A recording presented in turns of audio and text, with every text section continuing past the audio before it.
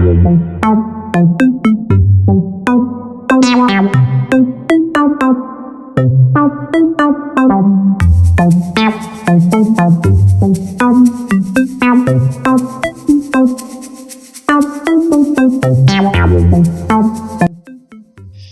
Guys, this is Gita.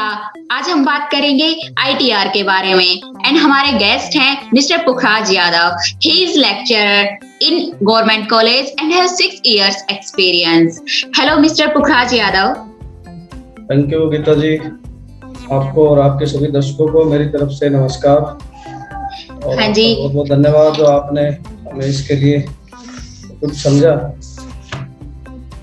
Thank you sir. आपने हमारी video के लिए कुछ टाइम निकाला और हम अब बात करते हैं, अपने टॉपिक के ऊपर आते हैं डायरेक्ट। ये है, हम बात करेंगे आपसे इनकम टैक्स के बारे में। आपके पास जो नॉलेज है, जो भी आप हमारे साथ शेयर कर पाए, वो हमारे साथ शेयर कीजिए। पहले तो हमारे व्यूअर्स को ये बताइए कि इनकम टैक्स है क्या चीज, क्या है इनकम टैक्स? देखिए गीता जी, आज जो है हम कोशिश करेंगे बिल्कुल इनकम टैक्स को बिल्कुल ही लेमन लैंग्वेज, बिल्कुल ही सिंपल से स्पष्ट शब्दों में समझने की। उसको बहुत ज्यादा हम डिस्क्रिप्टिव नहीं बनाएंगे। मेरा जो उद्देश्य है ये है कि आपकी वीडियो का जो है किसी व्यक्ति विशेष को जरूर फायदा हो, कि वो किस तरह से इनकम टैक्स के अंदर जो इनकम टैक्स को समझ सकता है, किस तरह से इनकम टैक्स के अंदर बेनिफिट ले सकता है। तो मेरी कोशिश रहेगी इनको बहुत ही सिंपल और बहुत ही बोलते प्रैक्टिकल तरीके से जो है आपके जो सवाल होंगे उनको मैं समझाने की कोशिश करूंगा। तो सबसे पहला जो आपने मेरे से अभी पूछा है कि इनकम टैक्स क्या है और इनकम टैक्स का संबंध किन लोगों से है। हाँ जी सर। कि तो इनकम टैक्स देखिए क्या है कि वैसे तो प्रत्येक व्यक्ति को, चाहे वो पैसे कमा रहा है चाहे वो पैसे नहीं कमा रहा है, हर व्यक्ति को टैक्स देना पड़ता है। हर व्यक्ति को टैक्स जी, डायरेक्ट और इनडायरेक्ट वे में। हाँ, तो सरकार ने टैक्स की 2 कैटेगरीज जो है 2 भागों में जो है विभाजित कर रखा है। पहला जो है प्रत्यक्ष कर, जिसको हम बेसिकली डायरेक्ट टैक्स और इनडायरेक्ट टैक्स बोलते हैं। इनडायरेक्ट टैक्स का आज के दिन अगर मैं सबसे बड़ा एग्जांपल लेके चलूं, जीएसटी है, वैट वगैरह जो भी है, जो लगता किसी व्यक्ति पर है और भुगतान कोई और व्यक्ति करता है। लेकिन इनकम टैक्स एक प्रत्यक्ष कर है, एक ये वार्षिक लगने वाला कर है। साल में एक बार ही लगता है, उसी व्यक्ति के ऊपर लगता है जिससे इसका संबंध होता है। और इनकम टैक्स का मतलब है इनकम के ऊपर लगने वाला टैक्स। जो हम पैसा कमाते हैं एक फाइनेंशियल ईयर के अंदर, एक साल के कंप्लीट साल के अंदर, जो हम कुल पैसा जो हम कमाते हैं, सरकार ने उसके ऊपर एक प्रोविजन कर रखा है कि उतने अमाउंट के ऊपर जो है आपको टैक्स का भुगतान करना पड़ेगा। तो अगर मैं सिंपली आपको समझाऊं, आपको बताऊं कि इनकम टैक्स जो है ना, वो उसी व्यक्ति से संबंध है जो इनकम जनरेट कर रहा है, पैसे कमा रहा है।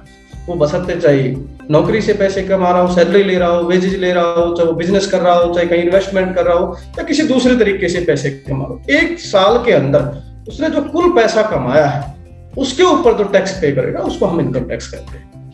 हाँ जी, एक और बात है हमारे इनकम टैक्स में, ये बताइए इनकम कौन सी इनकम का मतलब क्या है?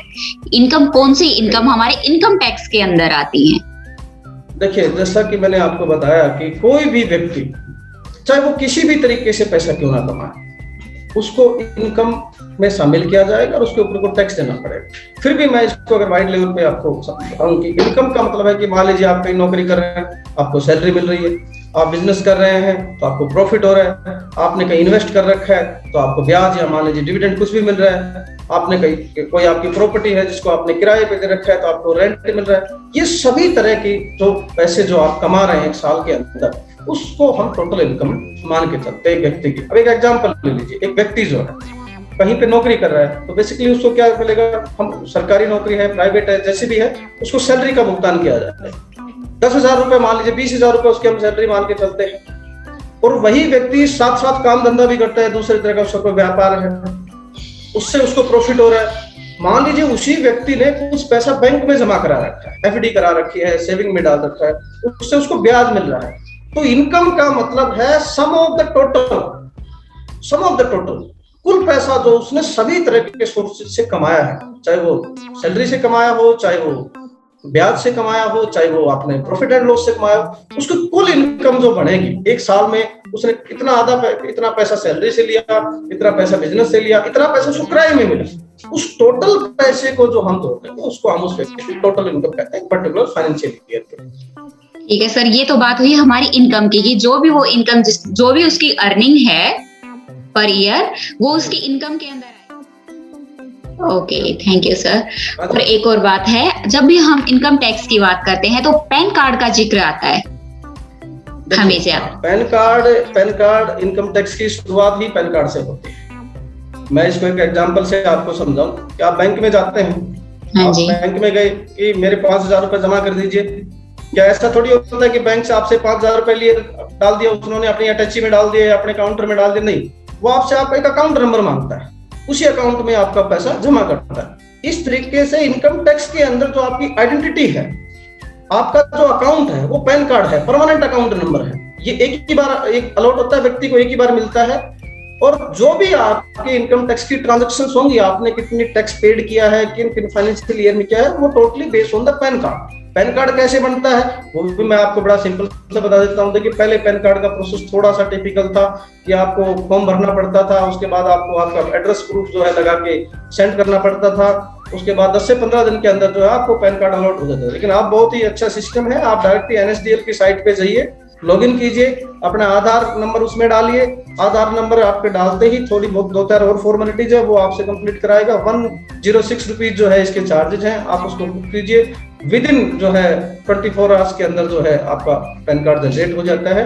और टोटली जो भी ट्रांजेक्शन होगी पैन कार्ड के अंदर, तो वो ही आपके इनकम टैक्स ट्रांजेक्शन माने, without pan card income tax transaction नहीं मानी जाती। दूसरा, इसके साथ साथ एक चीज और मैं बतानी आपको चाहूंगा, आप वर्तमान में, पहले आधार मैंडेटरी नहीं था, अब पैन कार्ड की जितनी भी ट्रांजैक्शन होगी उसके लिए आधार का उसके साथ लिंक होना जरूरी है, अदरवाइज पैन कार्ड की कोई ट्रांजैक्शन पॉसिबल नहीं। ओके, तो सर आज ये हमारा सेशन है वो सैलरी होल्डर्स के लिए है, इनकम टैक्स सैलरी होल्डर्स के लिए। क्योंकि आपको पता है बिजनेसमैन जो होता है, जो बड़े बिजनेसमैन होते हैं, उनके पास तो अपने CA अपॉइंटेड होते हैं और वो ही उनके टैक्स को देखते हैं कि वो उनको ITR कैसे फिल करना है, कैसे नहीं करना। लेकिन एक सैलरी होल्डर है, उसको इस चीज की इंफॉर्मेशन की बहुत जरूरत होती है। तो आप हमें इस सैलरी होल्डर के बारे में बताइए, सैलरी होल्डर से हम क्या समझते हैं, एक कॉन्सेप्ट है क्या सैलरी होल्डर का? देखिए, मैंने बताया कि कोई भी व्यक्ति अगर पैसा कमाएगा उसको टैक्स देना पड़ेगा। हाँ जी। चाहे वो कोई नौकरी पेशे वाला हो, चाहे वो बिजनेसमैन हो, चाहे वो NGO हो, कुछ भी हो, व्हाटएवर जो भी है, पैसा कमाएगा टैक्स देना पड़ेगा। ठीक है, लेकिन आप पर्टिकुलरली बात कर रहे हो कि सैलरी होल्डर की, सैलरी का मतलब है हमने कहीं भी नौकरी की, चाहे वो प्राइवेट सेक्टर में, गवर्नमेंट सेक्टर में हमने काम किया, उसके प्रतिफल के बदले हमारे एम्प्लॉयर ने जो पैसा हमें दिया वो सैलरी। और टोटल एक व्यक्ति जितनी सैलरी एक फाइनेंशियल ईयर के अंदर प्राप्त करता है, अगर वो एग्जेम्प्टेड लिमिट से ज्यादा है तो उसको टैक्स पे करना पड़ता है। और मैं एक बात यहाँ और ऐड करना चाहूंगा कि हमारे देश का सबसे जो ईमानदार टैक्स पेयर है वो सैलरी होल्डर ही है, क्योंकि वो चाहकर भी बेईमान नहीं हो सकता, क्योंकि उसकी इनकम ना छुपाई जा सकती है, ना उसकी इनकम कभी, चाहे वो प्राइवेट सेक्टर से हो या पब्लिक सेक्टर से। पब्लिक सेक्टर से हो, प्रत्येक व्यक्ति को जो कुल पैसा उसके एम्प्लॉयर ने एक फाइनेंशियल ईयर के अंदर उसको दिया है, that will be count in the total amount of the salary, and he and she is liable to pay the total tax on that particular amount। चाहे वो अमाउंट 5 लाख भी हो सकती है, 10 लाख भी हो सकती है, चाहे वो गवर्नमेंट सेक्टर हो, चाहे वो प्राइवेट सेक्टर हो, कोई भी व्यक्ति जो अपने एम्प्लॉयर से पैसा प्राप्त कर रहा है, अगर वो एग्जेम्प्टेड लिमिट से ज्यादा है तो उसको सैलरी के ऊपर टैक्स पे करना पड़ेगा। तो हमारे देश की बात करते हो तो इसमें तो उम्र का भी है, एज के अकॉर्डिंग होती है, स्लैब्स में डिवाइडेड होते हैं हमारे जो इनकम टैक्स है, कि यंग बंदे को इतना टैक्स पे करना पड़ेगा अपनी इनकम के ऊपर, इतने परसेंटेज का डिफरेंस होता है जो एज्ड बंदे होते हैं उनका, चाहे उनकी इनकम सेम हो लेकिन टैक्स सेम पे नहीं करते, ऐसा। ठीक है, हाँ, जो ये आपने बहुत ही वो है अच्छा सवाल पूछा है कि उम्र का जो है टैक्स किसके में क्या संबंध है। देखिए, चाहे वो अमाउंट ऑफ टैक्स की बात हो, जितना टैक्स पे करना है, या फिर चाहे उसको छूट कितनी मिल रही है उसकी बात हो, दोनों ही केस में जो है उम्र का बहुत महत्व है। हमारे यहाँ बेसिकली 3 तरह के स्लैब चलते हैं। व्यक्ति 60 साल से कम, जिसको हम नॉर्मल टैक्स पेयर बोलते हैं। व्यक्ति जिसकी उम्र 60 साल से ज्यादा लेकिन 80 साल से कम है, उसको हम सीनियर सिटीजन बोलते हैं। और व्यक्ति जिसकी उम्र 80 साल या 80 साल से ज्यादा है, उसको सुपर सीनियर सिटीजन बोलते हैं, अति वरिष्ठ नागरिक बोलते हैं। अब व्यक्ति की टैक्स लायबिलिटी कैलकुलेट करने से पहले सबसे पहले ये देखा जाएगा कि वो व्यक्ति कौन सी शरत के अंदर है, नॉर्मल में है, वरिष्ठ में है, अति वरिष्ठ में है। क्योंकि जिस प्रकार उसकी उम्र रहेगी, टैक्स स्लैब भी उसी प्रकार के उसके ऊपर लागू होंगे। जितने भी टैक्स के अंदर छूट मिलती है, जिसको डिडक्शंस की हम बात करेंगे, मैं बताऊंगा कि क्या क्या डिडक्शंस एक सैलरी होल्डर को मिलती है। उन डिडक्शंस के अंदर भी बहुत सारी डिडक्शंस ऐसी हैं जो इस बात के ऊपर, इस जो है फैक्टर्स के ऊपर काम करती हैं कि व्यक्ति की उम्र कितनी है। तो इनकम टैक्स के अंदर टैक्स पेयर है, उसकी उम्र के हिसाब से ही जो है हम अगला से टैक्स कैलकुलेशन करते हैं। तो मान लीजिए मैं एक एग्जांपल दूं, किसी व्यक्ति की उम्र 45 साल है, ठीक है, तो उसको जो है 2.5 लाख रुपए से टैक्स शुरू हो जाएगा। अगर मान लीजिए मैं कहूं किसी व्यक्ति की उम्र 92 साल है, तो उसको 5 लाख रुपए तक भी टैक्स नहीं देना है। तो दोनों इनकम दोनों की अलग अलग, और एक को 5 लाख रुपए तक टैक्स नहीं देना है, 2.5 लाख से शुरू हो रहा है। तो टैक्स कैलकुलेशन करने से पहले उम्र का जो है बहुत बड़ा रोल है कि व्यक्ति की उम्र क्या है और उस उम्र के अकॉर्डिंग उसको क्या क्या एग्जम्पशंस मिली हुई है और कौन सी टैक्स स्लैब्स उसको लागू। और ऐसा कुछ मेल और फीमेल में भी?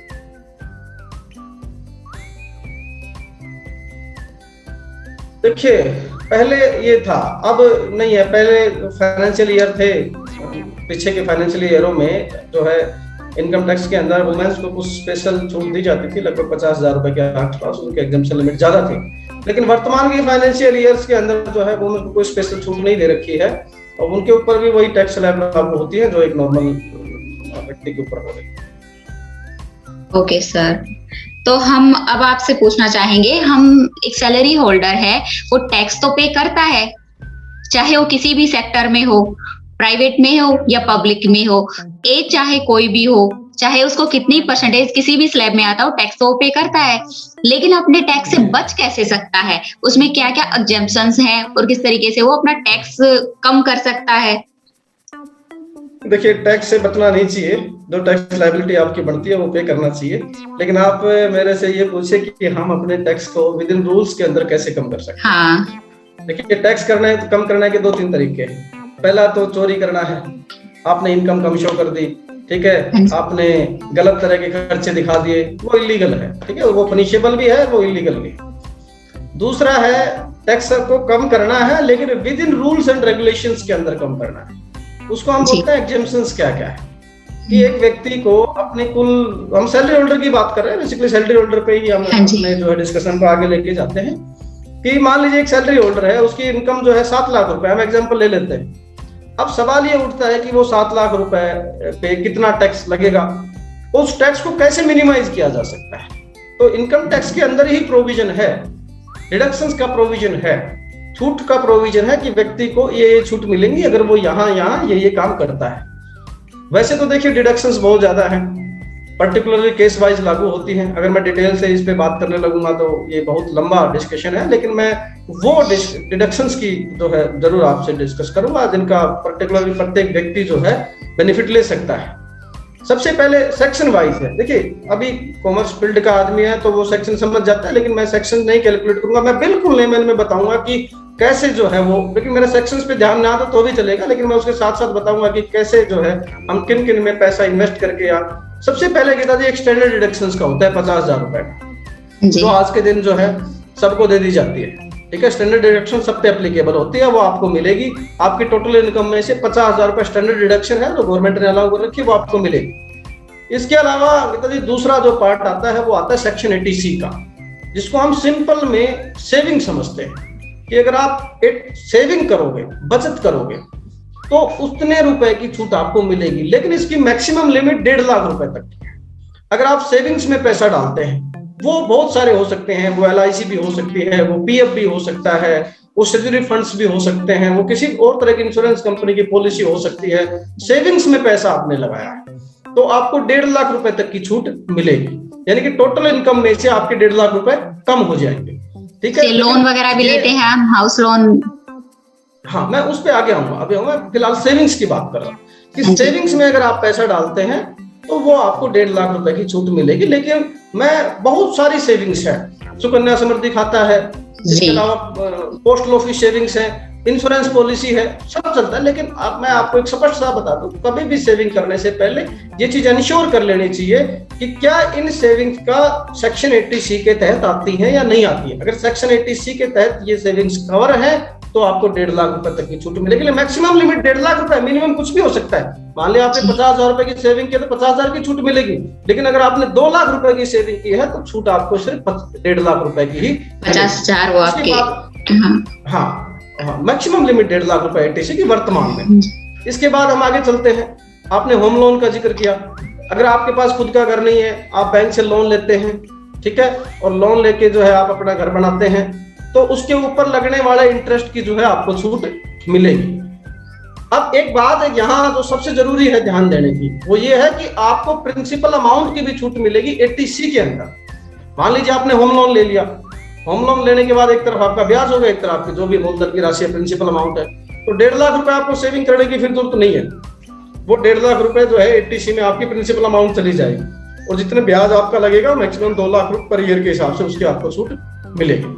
होम लोन एक सबसे अच्छा तरीका है। अगर आपके पास खुद का घर नहीं है और आप किराए के घर में या वैसे रह रहे हैं, तो आप होम लोन लेके किराए का मतलब जो अपना खुद का घर बना सकते हैं। जितना आपको ब्याज लगेगा वो इनकम टैक्स के अंदर आपकी रिबेट मिलेगी। इसके अलावा HRA का कंसेप्ट है। बहुत सारे सैलरी होल्डर्स को, बहुत सारे का मैक्सिमम सैलरी होल्डर्स को HRA मिलता है, हाउस रेंट अलाउंस मिलता है, मकान किराया भत्ता मिलता है। अगर आप अपने वर्किंग प्लेस से एक पर्टिकुलर दूरी के ऊपर हैं, उस केस में आपको HRA की छूट मिलेगी। मान लीजिए आपको HRA की जो है, आपको HRA की अमाउंट 60,000 रुपए हर साल आपको HRA के रूप में मिलता है, वो आपकी सैलरी में शामिल है। Salary is the sum of the number of allowance. Salary शब्द एक सिंपल नहीं है, बेसिक है, उसमें डिफरेंट टाइप के अलाउंसेस शामिल है, तो टोटल अमाउंट बढ़ती है, उसको हम क्या कह देते हैं कि सैलरी। तो HRA अगर आपको मिल रहा है, अगर आप किराए के मकान में रह रहे हैं, तो उस केस में HRA की भी जो है एक पर्टिकुलर अमाउंट की आपको छूट मिलेगी। वो कैलकुलेशन का पार्ट है। देखिए उसके अंदर सबसे पहले आपको 10% एक्सेस ऑफ द सैलरी लेना पड़ेगा। सैलरी मींस क्या है, आपका बेसिक प्लस DA है। उसके बाद जो है अगर आप मेट्रो सिटीज में हैं तो 50% है, नॉन मेट्रो सिटीज में 40% है। फिर आपका एक्चुअल रेंट कितना है, तीनों में से जो सबसे कम होगा उसकी आपको छूट मिलेगी। That's a part of the calculation. इसके अलावा अगर आप NPS में पैसा लगाते हैं, नेशनल पेंशन स्कीम्स के तहत पैसा लगाते हैं, तो उस अमाउंट की आपको 80C में तो छूट मिलेगी ही मिलेगी। उसके साथ साथ 50,000 रुपए NPS की आपको अलग से भी छूट मिलेगी। इनका मतलब क्या है, आप 80C में पैसा लगा के 50,000 रुपए NPS की भी छूट आप ले सकते हो। इसके अलावा इंश्योरेंस का पार्ट आता है। आपने मान लीजिए हेल्थ इंश्योरेंस करवा रखा है, या आपने प्रिवेंटिव हेल्थ चेकअप कराया है, 80D के अंदर जो आपका आता है, सेक्शन 80D का हमारा पार्ट है, ठीक है, तो उसकी भी आपको छूट मिलेगी। 25,000 रुपए लिमिट है। अगर एज आपकी ज्यादा है, आपके घर में कोई जो है मान लीजिए सीनियर सिटीजन है, तो दैट अमाउंट वो 50,000 रुपए हो जाएगी। बहुत सारे senior citizen that in the case वो 1 लाख रुपए हो जाएगी। वो फाइनेंशियल ईयर से अकॉर्डिंग चेंज होते रहती है। इसके अलावा आपने कोई एजुकेशन लोन ले रखा है, कोई एजुकेशन लोन ले रखा है, उसके इंटरेस्ट की भी आपको छूट मिलेगी। हाँ, इसके अलावा अगर आपने बैंक में पैसा लगा रखा है, मान लीजिए आपने सेविंग में पैसा डाल रखा है, उसको आपको ब्याज मिल रहा है, उस केस में भी ब्याज पे भी आपके पर्टिकुलर अमाउंट जो 10,000 रुपए की आपको छूट मिलेगी। हाँ, ये ध्यान रखना चाहिए वो FD पे ब्याज नहीं होना चाहिए, फिर RD FD के ऊपर ब्याज नहीं होना चाहिए। इन पर्टिकुलर केसेस में जो है आपको छूट मिलेगी। और भी डिफरेंट टाइप्स की जो है एग्जम्पशंस हैं, जो एक जो है सैलरी होल्डर अपनी सैलरी को मिनिमाइज कर सकता है, टोटल इनकम को कम कर सकता है। Okay, thank you sir. Sir एक और बात, अगर मान लो हमने हाउस लोन भी लिया हुआ है और 1,50,000 की 1.5 लाख की हमने सेविंग भी की हुई है, सेविंग में कहीं भी हमने इन्वेस्ट किया हुआ है और हाउस लोन भी ले रखा है, तो दोनों हमारी एक साथ एग्जेम्प्ट हो जाएंगे? गीता जी, ये सेक्शन का मैंने सेपरेटली इसलिए ही आपसे डिस्कस किया है कि प्रत्येक सेक्शंस की अपनी अलग से छूट है, इनका आपस में कोई संबंध नहीं है। 80C की 1.5 लाख रुपए की छूट है, होम लोन के इंटरेस्ट की छूट है, NPS की अपनी छूट है, 80D की इंश्योरेंस पॉलिसी की अपनी छूट है। इनका ये नहीं है कि आप 80C की अगर आपने छूट ले ली 1.5 लाख रुपए की तो आपको होम लोन का ब्याज की छूट नहीं मिलेगी, वो मिलेगी, वो अलग सेक्शन है, उसमें मिलेगी आपको। हाँ, मैं जो आपको बताना चाह रहा था कि 80C में 1.5 लाख से ऊपर आप नहीं जा सकते, 80D के अंदर आप 50,000 से ऊपर नहीं जा सकते, लेकिन वो मिलेगी, वो अमाउंट मिलेगी। आपका जो सवाल है क्या हमें होम लोन में छूट मिलेगी, डेफिनेटली मिलेगी। होम लोन की छूट एक अलग चीज है, वो हमारा होम लोन के ब्याज के ऊपर है। 80C एक सेविंग की छूट है, वो दोनों अलग अलग है, वो दोनों मिलेंगे आपको। ओके, तो ये तो बात हुई हमारे एग्जेम्पशंस की कि कितने हम बचा सकते हैं, अपना टैक्स से हम कितना बच सकते हैं। लेकिन अगर मान लो हम फिर भी, गवर्नमेंट ने तो इतनी छूट दे रखी है कि इतने हम रूल्स एंड रेगुलेशन में रह के भी हम इतनी बचत कर सकते हैं, लेकिन फिर भी कोई बंदा अगर पे ना करे, टैक्स पे ना करे, टैक्स की चोरी करे, तो उसके ऊपर क्या ऐसे गवर्नमेंट के रूल्स हैं या फिर प्रावधान है ऐसे कि उसके ऊपर क्या सजा हो सकती है? देखिए गीता जी, ये तो टैक्स की चोरी करना या टैक्स का भुगतान नहीं करना, ये एक ऑफेंस है। हाँ जी। ऐसा एक ऑफेंस है। अगर ऐसा कोई व्यक्ति नहीं करता है तो डेफिनेटली उसको लीगल प्रोसीडिंग फेस करनी पड़ेगी और उसके ऊपर पेनल्टी भी लगेगी। अब ये मैं आपको बताऊं कि अगर कोई व्यक्ति टैक्स की चोरी करता है और इसके साथ साथ टैक्स का समय पे भुगतान नहीं करता है, तो उस केस में उसके ऊपर क्या प्रोविजन? देखिए, इनकम टैक्स का जो एक्ट है 1961 है, इनकम टैक्स एक्ट 1961 जो है, उसके अंदर जो पेनल्टी एंड जो है पेनल्टी का प्रोविजन है कि अगर वो एक व्यक्ति पर्टिकुलर अगर काम नहीं करेगा, अगर एक व्यक्ति ये ऑफेंस करता है, आईटीआर के लिए अलग पेनल्टी है, टैक्स की बुक्स को गलत खर्चे दिखाने के लिए अलग पेनल्टी है, इसके अलावा जो है calculated amount of the tax का समय पे भुगतान करते हैं नहीं करते हैं तो उस केस में अलग पेनल्टी है, आप कोई फ्रॉड वगैरह करते हैं उस केस में अलग पेनल्टी है, आप झूठे खर्चे दिखा रहे हैं, आप इनकम को छुपा रहे हैं। कहने का मेरा मतलब है प्रत्येक पर्टिकुलर ऑफेंस के लिए अलग अलग ऑफेंसेस के लिए सेम उन्हीं तरह के जो है बेसिकली प्रोविजंस हैं। और मैं इसका अगर मैं मोटा मोटा आपको अगर बताना चाहूँ तो आपको उसमें सजा के प्रावधान से लेके जो है पेनल्टी, वो आपकी अमाउंट ऑफ टैक्स भी हो सकती है, more than amount of tax भी हो सकती है, वो आपका आपके जो है अकाउंट फ्रीज से लेके जो है आपको जो है प्रिजनमेंट यानी कि जेल जाने तक का इसके अंदर प्रोविजन है। वो डिपेंड करता है कि आपने ऑफेंस किस टाइप का किया है, उस ऑफेंस के अकॉर्डिंग ही इनकम टैक्स के अंदर। लेकिन एक और बात, वैसे तो हम बोलते हैं एग्रीकल्चर जो इनकम होती है वो टैक्स फ्री होती है, लेकिन मान लीजिए हमारे पास कोई सैलरी आती है या हमारा कोई बिजनेस है, वो कंप्लीट इंक्लूड हो जाता है हमारी इनकम के अंदर, तो क्या एग्रीकल्चर इनकम को हम सेपरेट रखेंगे इससे अपनी इनकम से और फिर दिया जाएगा या वो उसमें इंक्लूड हो जाती है? जी जी बिल्कुल, इसी को मैं बताना चाहूंगा आपको कि जो एग्रीकल्चर इनकम है इसके लिए इनकम टैक्स के अंदर एक सेपरेट प्रोविजन है। और उसको सिंपली पहले तो आपको ये समझाना पड़ेगा कि भाई इनकम टैक्स के अंदर जो है एग्रीकल्चर इनकम से आप क्या समझते हो, एग्रीकल्चर इनकम है क्या, किसको हम एग्रीकल्चर इनकम है? बेसिकली मुझे पता है सैलरी क्या है, अगर मैं किसी ऑर्गेनाइजेशन के अंदर काम कर रहा हूँ उसके प्रतिफल के बदले जो मुझे पैसा दिया जा रहा है वो सैलरी है। उसी तरह एग्रीकल्चर इनकम क्या है?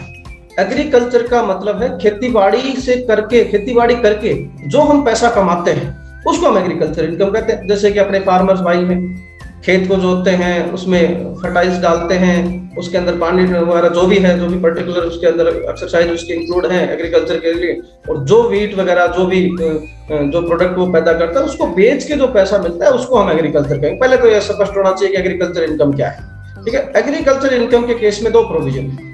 पहला ये है कि अगर मान लीजिए, देखिए हम बोलने में ये आता है कि एग्रीकल्चर इनकम एग्जेम्प्टेड है, उसके ऊपर टैक्स नहीं लगता, लेकिन इसको थोड़ा सा वाइडली समझने की जरूरत है। अगर आपकी इनकम 5,000 रुपए तक है, अगर एग्रीकल्चर इनकम 5,000 रुपए तक है तो आपकी वो एग्जेम्प्टेड है, उसमें आपको टोटल इनकम में ऐड भी नहीं होगी और उसके ऊपर किसी प्रकार का कोई टैक्स या कैलकुलेशन नहीं होगी। लेकिन इन केस अगर एग्रीकल्चर इनकम 5,000 रुपए से ज्यादा है तब आपको समझना पड़ेगा कि उस 5,000 रुपए को पहले आपको टोटल इनकम का मतलब अदर सोर्सेज इनकम, चाहे वो सैलरी, बिजनेस, व्हाटएवर जो भी है, उसमें ऐड होगी। उसके बाद उस टोटल इनकम के ऊपर टैक्स कैलकुलेट होगा। देन आफ्टर जो आपकी जो इनकम एग्रीकल्चर की थी, उस एग्रीकल्चर की इनकम के ऊपर दोबारा से टैक्स कैलकुलेट होगा अकेली एग्रीकल्चर की इनकम के ऊपर। ठीक है, और जो टैक्स बनेगा वो टोटल टैक्स में से कम कर दिया जाएगा। अब देखिए बात यहाँ दो आ गई, 5,000 मंथली और ईयरली कैसे बात कर रहे हैं आप? देखिए एक मैं बड़ा स्पष्ट कर देता हूँ आपको, इनकम टैक्स के अंदर मंथली कुछ नहीं होता है। मैं पहले ही बता चुका हूँ कि इनकम टैक्स ही एक टैक्स है। साल में एक बार जो भी इनकम आप लोगे, चाहे वो सैलरी की, चाहे वो एग्रीकल्चर की, चाहे वो इंटरेस्ट की, मंथली कहीं कुछ नहीं है। हर साल आपको ईयरली कितना पैसा आपने कमाना, ईयरली आपने कुल कितना पैसा कमाना। देखिए हम एग्रीकल्चर को थोड़ा सा और जो है मैं बिल्कुल प्रैक्टिकल वे में बताने की कोशिश करूंगा। 5,000 रुपए इनकम हुई, आपने डायरेक्ट छोड़ दिया, आपने उसका कोई कैलकुलेशन नहीं किया। लेकिन अगर इनकम 5,000 रुपए से ज्यादा है, वो पहले आपकी इनकम में जुड़ी, उसके बाद आपने उसके ऊपर टैक्स कैलकुलेट किया, फिर अलग से उस पर्टिकुलर इनकम, अकेली एग्रीकल्चर इनकम के ऊपर फिर से टैक्स कैलकुलेट हुआ और आपने उस टोटल टैक्स में से कम कर दिया। अब आप बात को समझिए, वैसे तो एग्जेम्प्टेड हो गई, आपने एक बार ही लगाया ना, उसके बाद उसको टैक्स को कम कर दिया जितना एग्रीकल्चर के ऊपर। लेकिन इसमें एक चीज जो है बड़ी अंदर से जो आपको समझानी पड़ेगी अपने व्यूअर्स को, कि एग्रीकल्चर इनकम जो है वो टैक्सेबल तो नहीं है, लेकिन उस इनकम की वजह से टोटल टैक्स की जो स्लैब्स हैं, आपकी जो सैलरी की इनकम जिसके ऊपर आपको 20% टैक्स लगना था वो 30% में चली गई, जो 10% लगना था वो 20% में चली गई, और एक पॉइंट ऑफ व्यू से वो एग्जेम्प्टेड भी है। तो एग्रीकल्चर के दूसरी बात एग्रीकल्चर में बड़ा स्पष्ट करना है, एग्रीकल्चर में अलाइड एक्टिविटीज भी होती है, एग्रीकल्चर के अंदर बड़ी अलाइड एक्टिविटीज होती है, अलाइड एक्टिविटीज टोटल एग्रीकल्चर में काउंट नहीं हो सकती। मान लीजिए आप कॉफी पैदा कर रहे हैं, आप चाय कर रहे हैं, आप रबड़ का उत्पादन कर रहे हैं, आप पोल्ट्री फार्म चला रहे हैं, आप दूसरे तरह की एक्टिविटी कर रहे हैं, वो प्योर एग्रीकल्चर नहीं है। प्योर एग्रीकल्चर का मतलब है वो इनकम जो आपने खेती बाड़ी से की, और खेती बाड़ी का मतलब आपने खेत की जुताई की है, उसमें बीज डाले हैं, उसमें पानी दिया है, उसमें दूसरे तरह की एक्टिविटी की है, उसके बाद जो इनकम हुई that will be count in the agriculture income. मतलब बिना मेहनत के कुछ भी फ्री का नहीं है। हाँ, एक इसका एग्जांपल मैं आपको देता हूँ। मान लीजिए आपके खेत में जो है अचानक घास उग जाती है, कोई पेड़ पौधे उग जाते हैं, और उसके लिए आपने कोई प्रयास नहीं किया, वो स्वतः उगे हैं बारिश से, जैसे भी है आपने उसको जमीन को छोड़ रखा था। अब मान लीजिए पेड़ हो गए, उसको पेड़ को काट के आप बेच देते हो, वो एग्रीकल्चर इनकम में काउंट नहीं होगी, क्योंकि उस पेड़ को पैदा करने के लिए, उस पेड़ को लगाने के लिए आपने कोई प्रयास नहीं किया है, वो स्वतः उगा है। जंगली घास उग गई, जंगली घास को आपने काट के बेच दिया, वो एग्रीकल्चर इनकम में काउंट नहीं होगी। ओके सर, एक और बात, अगर मान लो हम अपने खेत के चारों ओर खुद से पेड़ उगा लेते हैं, मान लो हमने खजूर की खेती करनी है, खजूर के पेड़ उगा लिए, उसपे तो हमने मेहनत की है, हमने उगाए हैं, क्या उन पेड़ों की भी जो कीमत होगी या फिर उनसे कोई भी हमें प्रॉफिट होगा, वो एग्रीकल्चर इनकम में इंक्लूड होगा या नहीं? जी मैं बड़ा स्पष्ट कर देता हूँ, agriculture income all types of activity जो आपने खेत के अंदर की है, चाहे वो फूल उगाए हैं, चाहे सब्जियां उगाई हैं, पेड़ पौधे उगाए हैं, फसलें उगाई हैं, अगर आपने उनको पैदा करके एज इट इज भेज दिया that will be count in the agriculture income. लेकिन उसमें भी आपने मॉडिफाई कर दिया। तो आप समझिए, आप गेहूं पैदा कर रहे हैं, it's a part of agriculture, लेकिन आप गेहूं से ब्रेड बना के बेच रहे हैं, it's allied activity, it's commercial activity, वो एग्रीकल्चर में काउंट नहीं होगा। अगर ऐसा आप मान लीजिए ज्वाइंटली भी ऐसा कर रहे हैं, आप ज्वाइंटली भी ऐसा कर रहे हैं, पैदा भी कर रहे हैं, बना के भी बेच रहे हैं, उस केस में एक पर्टिकुलर पोर्शन आपका टैक्सेबल रहेगा और एक पर्टिकुलर पोर्शन आपका एग्जेम्प्टेड रहेगा। ओके, थैंक यू सर, आपने इतनी नॉलेजेबल, इतनी अच्छी इंफॉर्मेशन टैक्स के बारे में हमें हमारे व्यूअर्स को दी है। मैं आपके व्यूअर्स को 2-3 बातें अपने तरफ से और बताना चाहूंगा। जी सर, थैंक यू। टैक्स जो है ना, बहुत ही इनकम टैक्स एक लायबिलिटी है, इंडिविजुअल की लायबिलिटी है। मैं टैक्स पे रहा हूँ, मेरी लायबिलिटी है, लेकिन इसको लायबिलिटी ना समझ के एक रिस्पॉन्सिबिलिटी, ये एक रिस्पॉन्सिबिलिटी है जी, हमारी गवर्नमेंट की इनकम है। हाँ जी, हाँ, क्योंकि देखिए देश में जितने भी एक्सपेंडिचर्स हो रहे हैं, जितने भी इन्वेस्टमेंट हो रहे हैं, चाहे वो रोड है, चाहे वो हॉस्पिटल्स हैं, स्कूल कॉलेज है, वो आप जैसे लोगों के टैक्स पेयर की वजह से ही चल रहे हैं। तो आप लोग अगर समय से टैक्स का भुगतान करते हैं, समय से जो है अपना टाइमली जो है एक फेयर टैक्स कैलकुलेशन करके जो जमा करते हैं, डेफिनेटली आप एक लायबिलिटी पे नहीं कर रहे हैं, आप एक जो है नेशन बिल्डिंग का काम कर रहे हैं। और वो प्रत्येक जो रुपए या पैसा जो आपने टैक्स के रूप में भुगतान किया है, वो निसंदेह जो है देश के विकास में और देश के सहयोग में लग रहा है। तो इसको लायबिलिटी ना समझा जाए, एक रिस्पॉन्सिबिलिटी है। तो डेफिनेटली अगर आपको डिडक्शंस मिल रही हैं, अगर आप उसके अंदर हैं, तो definitely you have to take the deduction, otherwise tax चोरी करना अपने आप में एक नैतिकता वंश भी गलत है। ये नैतिकता वंश भी गलत है। यानी कहने का मतलब है अदर टाइप्स के क्राइम्स जो होते हैं वो बिल्कुल इसी तरह का ये भी एक क्राइम है। तो टैक्स चोरी से हमेशा बचना चाहिए, और जहां तक अपनी अकाउंटेबिलिटी जो रिलायबिलिटी है इस केस में इनकम टैक्स में हमेशा में भुगतान करना चाहिए।